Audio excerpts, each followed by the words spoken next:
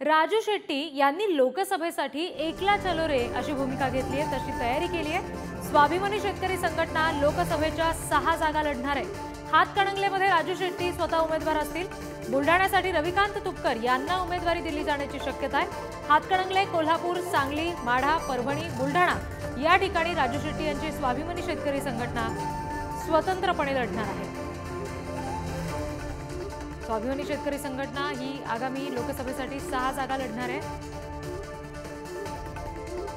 राजू शेट्टींनी लोकसभेसाठी ही एकला चलो रे अशी भूमिका घेतली।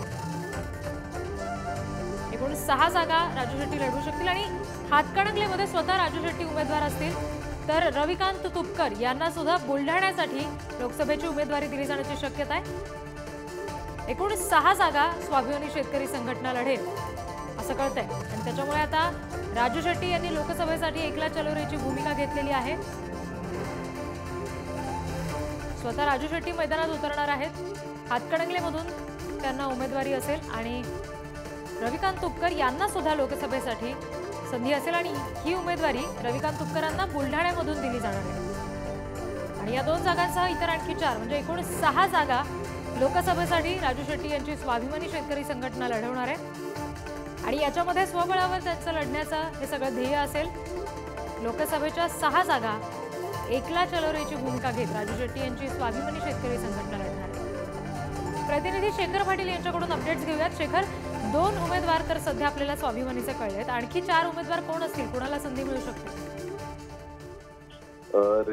आपल्याला माहित आहे की स्वाभिमानी शेतकरी संघटना गेल्या अनेक दिवसांपासून एकला चलोची भूमिका जी आहे ती सातत्यानं मानताना पाहायला मिळते आणि त्यातच 6 जागांवरती लढणार असल्याचं राजू शेट्टी यांनी पुढारी न्यूज वरती सर्वात पहिला 6 दिवसांपूर्वी वक्तव्य केलं होतं। त्यामध्ये आता बुलढाणा जागा देखील ते लढवणार असल्याची माहिती देतात आणि रविकांत तुपकर हे जर उमेदवार असतील तर आपल्याला आनंदच असेल असं त्यांनी म्हटलेलं आहे। त्यामुळं स्वाभिमानीमध्ये मतभेद असतात, अनेक पक्षांमध्ये मतभेद असतात, मात्र ते अशा पद्धतीने आम्ही व्यक्त होत नाही असं देखील त्यांनी म्हटले। मात्र आता 2 जागांनंतर 3री जागा कोल्हापुरातील जालंधर पाटील त्यांचे प्रदेशाध्यक्ष आहेत, त्यांना देखील मिळण्याची शक्यता। काही दिवसांपूर्वी ऊस परिषद झाली आणि त्या ऊस परिषदेमध्ये देखील जालंधर पाटील यांनी कोल्हापूरची जागा आपण स्वतः लढवेल अशा पद्धतीचं वक्तव्य केलं होतं। त्यामुळे नक्कीच कोल्हापूरच्या जागेवरती जालंधर पाटील हे 3रं नाव देखील असू शकतं। तर माढा मतदारसंघ देखील आहे, त्या ठिकाणी देखील नेमकं काय होणार हे देखील पाहणं गरजेचं आहे। 3 नाव तरी आता आपल्याला